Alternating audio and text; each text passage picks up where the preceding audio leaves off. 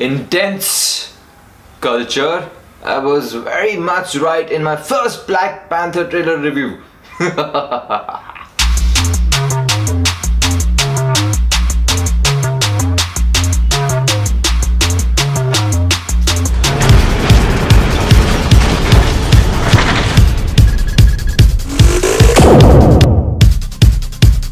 Marvel's latest release, Black Panther, is a story of the king who has to defend his throne and protect his country while at conflict with his family history. Ryan Coogler has done a classy job in delivering this film to us. It's not your typical Marvel movie filled and squeezed with humor. No, not at all. It's way more mature than that. I loved Captain America the Winter Soldier. That movie for me was intense, serious and sharp. This one is 1,000 times better than that.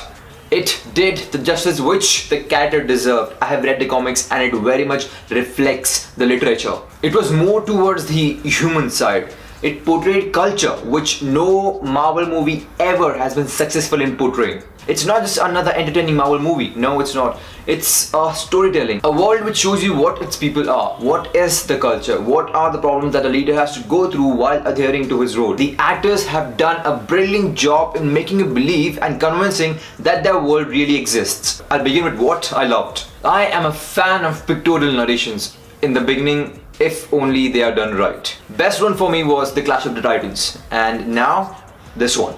In its 20-second narration, it defined the origin of Wakanda and the Black Panther. Chadwick Boseman was so bloody good as T'Challa and Black Panther. He had a royal swag as well as the intimidating confidence which will make you feel safe while you're watching the movie. He makes you feel how fit he is to be the king. Out of all the MCU superheroes, he is the only one who is worthy enough. That's how good he has been portrayed in the movie. Kudos to the writer, the director and the actor.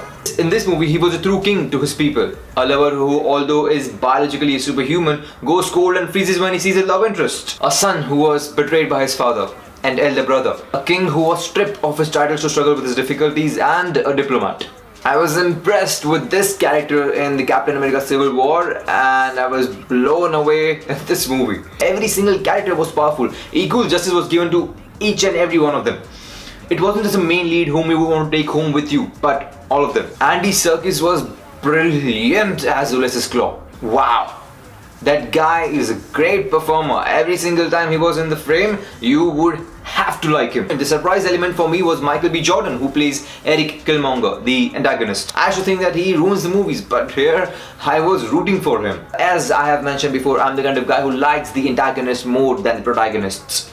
Because they are the true power who move the story. They are the ones with true motive in life. Just because they are morally wrong, they have to lose.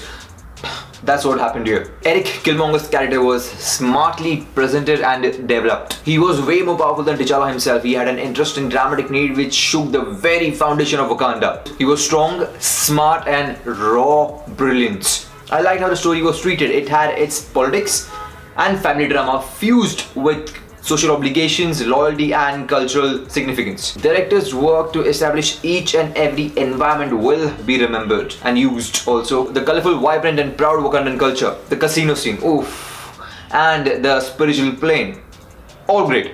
It had the essence of style. All these years, Wakanda has been hiding in the plain sight, building itself to be the most powerful land on the earth. And then there are these characters who are constantly at war in choosing to open its gate for the world or to let it rot. Action sequences were kick-ass. The initial fight had me thrilled. The casino scene, show of the suit's power was also good. T'Challa's upgraded Black Panther suit made me feel like it was Tony Stark's new suit in the Avengers Infinity Wars and had the powers of Gambit to throw back the kinetic energy, which is a cool show off also. More than Black Panther, I was very much impressed with Dora Milaje and their approach towards everything. As for the story, it's highly predictable. A layman can easily predict what's gonna happen next. I don't know, that might be the studio's decision, but dashed with these characters, sprinkled with some history and drama has elevated this film. Marvel has learned its lessons throughout the years and it has done a splendid job with this movie. You'll feel the vibe of a James Bond movie, but with a refreshing treatment. All these years, Marvel had a pattern. But Thor Ragnarok, Black Panther has changed those. They're different. Marvel movies are never about the leads being the superhero, but the human side, which eventually gravitates towards that angle. You feel the connect there. It is not at all a superhero movie. It's not. And that's what I loved about it, and I think the world will too.